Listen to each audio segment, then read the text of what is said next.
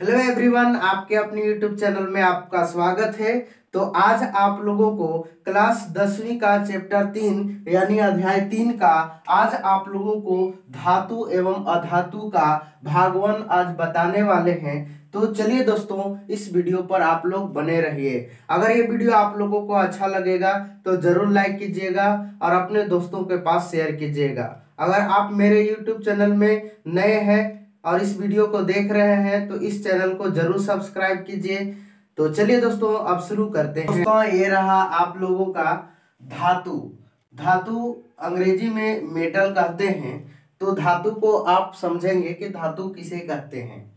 तो लिखा हुआ है कि वह पदार्थ जिसका चमक, ध्वन्यात्मक, तन्य, आघातवर्धक और विद्युत का सुचालक हो उसे क्या कहते हैं? धातु कहते हैं। जैसे लोहा यानी आयरन, एफी, तांबा, चांदी आदि, ये सभी क्या है? धातु।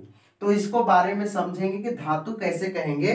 तो वह पदार्थ जिसका चमक होगा यानी चमकेगा, ध्वन्यात्मक के मतलब होता है कि ध्वनि उत्पन्न होगा, ठीक है, जिसे ठोकने पर या पीटने पर, तथा क्या हो? तन्य हो यानी तार के रूप में जो खिंचाए, ठीक है, उसे तन्य कहते हैं। और आघातवर्धक के मतलब हुआ कि जिसे चोट मारने पर या हथौड़ा से पीटने पर ये पतला चादर के रूप में बन जाए तो आघातवर्धक कहलाता है। और विद्युत का सुचालक हो जिसमें क्या होगा? विद्युत प्रवाहित होगा, ठीक ना।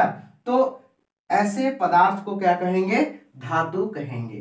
तो आप लोगों को जरूर समझ में आया होगा। तो इसी प्रकार आज आप लोगों को आगे बताते हैं अधातु। अधातु को अंग्रेजी में नॉन मेटल कहते हैं। तो इस नॉन मेटल को आप समझेंगे। लिखा हुआ है कि वह पदार्थ जिसका चमक, ध्वन्यात्मक, तन्य, आघातवर्धक और विद्युत का सुचालक नहीं हो उसे क्या कहते हैं? अधातु कहते हैं।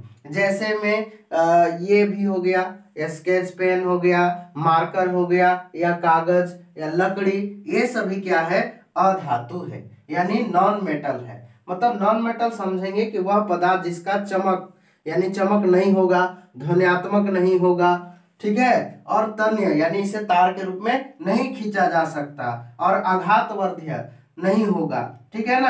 आघातवर्धक नहीं होगा का मतलब इसे पीटने पर है से ये भंगुर हो जाएगा, चूर चूर हो जाएगा, यानी पतला चादर के रूप में नहीं होगा। और ये क्या होगा? विद्युत का सुचालक नहीं होगा यानी विद्युत का कुचालक होगा, यानी इसमें करंट फॉलो नहीं होगा, विद्युत प्रवाहित नहीं होगा।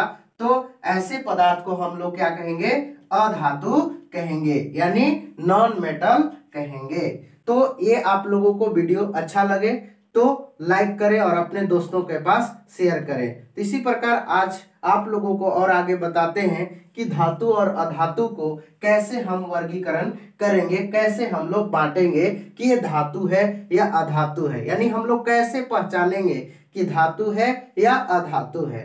तो चलिए इस वीडियो पर बने रहिए। दोस्तों, धातु एवं अधातु का वर्गीकरण जानेंगे कि धातु एवं अधातु का वर्गीकरण किस तरह से करते हैं। तो धातु एवं अधातु का वर्गीकरण दो तरीके से करते हैं। पहला है भौतिक गुणधर्म और दूसरा रासायनिक गुणधर्म, यानी ये दोनों आधार से हम लोग क्या करेंगे? धातु एवं अधातु का वर्गीकरण करेंगे यानी पहचानेंगे। तो चलिए भौतिक गुणधर्म को बारे में सबसे पहले समझते हैं। तो भौतिक गुणधर्म में सबसे पहले ये जानेंगे कि धात्विक चमक, यानी भौतिक गुणधर्म में धातु क्या होता है? चमक होती है। धातु में क्या होता है? चमक, जो चमकता है। तो ऐसे को क्या कहते हैं? धातु कहते हैं। तो आप ऐसे समझ सकते हैं कि जिसमें जो पदार्थ में क्या होगा? चमक होगा, तो उसे क्या कहेंगे? धातु, ठीक है। तो भौतिक गुणधर्म का पहला है धात्विक चमक, यानी धातु को किस तरह से वर्गीकरण किए? तो भौतिक गुणधर्म के आधार से धात्विक चमक से, ठीक है। और दूसरा है आघातवर्धकता। और धातु में क्या होती है? आघातवर्धकता होती है, यानी इसे पीटने पर पतला चादर के रूप में यानी ये फैलेगा, ठीक है ना। तो जैसे यहाँ पर समझ सकते हैं कि चांदी और सोना, चांदी और सोना सबसे अधिक आघातवर्धक धातु होता है, यानी सभी धातु में से सबसे अधिक आघातवर्धक यानी सबसे अधिक फैलता है, कौन सा धातु? तो सिल्वर और सोना, यानी सिल्वर के मतलब हुआ चांदी, ठीक है, चांदी और गोल्ड है सबसे अधिक आघातवर्धक धातु है। इसी प्रकार आगे है तन्य, यानी इसे हम लोग धातु को तार के रूप में खींच सकते हैं। यानी यहाँ पर दिखाया गया है, बताया गया है कि 1 ग्राम सोना को 2 किलोमीटर लंबा तार बनाया जा सकता है। यानी सोना को हम लोग क्या कर सकते हैं कि अगर 1 ग्राम अगर सोना रहेगा तो 2 किलोमीटर लंबा दूरी तक हम लोग तार इसे खींच सकते हैं। इसी प्रकार आगे धातु सुचालक यानी चालकता होती है, सुचालक होता है जिसमें विद्युत प्रवाहित होगा, तो उसे हम समझ जाएंगे कि ये क्या है? धातु है। तो धातु विद्युत और उष्मा का भी क्या होते हैं? सुचालक होता है। इसीलिए हम लोग इसे विद्युत के तार के रूप में हम लोग प्रयोग करते हैं, या उष्मा भी का सुचालक होता है जिसे हम लोग खाना बनाने वाले बर्तन का भी उपयोग करते हैं, ठीक है। तो ऐसे पदार्थ को हम क्या कह सकते हैं? धातु कह सकते हैं, जिसमें विद्युत का भी सुचालक होगा और उष्मा का भी सुचालक होगा। उष्मा का जो सुचालक होगा, ठीक है, तो जैसे बर्तन बनाने में प्रयोग करते हैं, और विद्युत में है से तार का रूप यानी विद्युत तार के रूप में हम लोग प्रयोग करते हैं बिजली जलाने के लिए। इसी प्रकार धातु क्या होती है? ध्वनिक होती है, यानी सोनोरस होता है, जिसे पीटने से क्या होगा? ध्वनि उत्पन्न होगा, ठीक है ना, आवाज उत्पन्न होगा, तो ध्वनिक बोलेंगे यानी सोनोरस कहेंगे। तो ये था धातुओं का भौतिक गुणधर्म, यानी धातुओं का भौतिक गुणधर्म धात्विक चमक, आघातवर्धकता, तन्य, सुचालकता और ध्वनिक सोनोरस होता है। इसी प्रकार आगे आप लोगों को पॉइंट समझाएंगे कि सभी धातुएं कमरे के ताप पर ठोस अवस्था में होते हैं, ठीक है, इसलिए इनके गलनांक एवं क्वथनांक उच्च होता है। मतलब सबसे अधिक इसको क्या करना पड़ता है? हीट देना पड़ता है, यानी उष्मा ज्यादा देना पड़ता है, तब ये क्या होगा? द्रव अवस्था में होगा, ठीक है ना।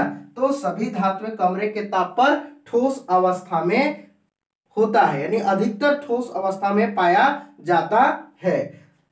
लेकिन यहाँ पर एक अपवाद समझेंगे, यानी अपवाद के मतलब, अप्रूप के मतलब हुआ अपवाद, कि इसका नियम का विरोध करना, जिसे हम अपवाद कहेंगे, ठीक है। तो अपवाद में है गैलियम तथा सीजियम।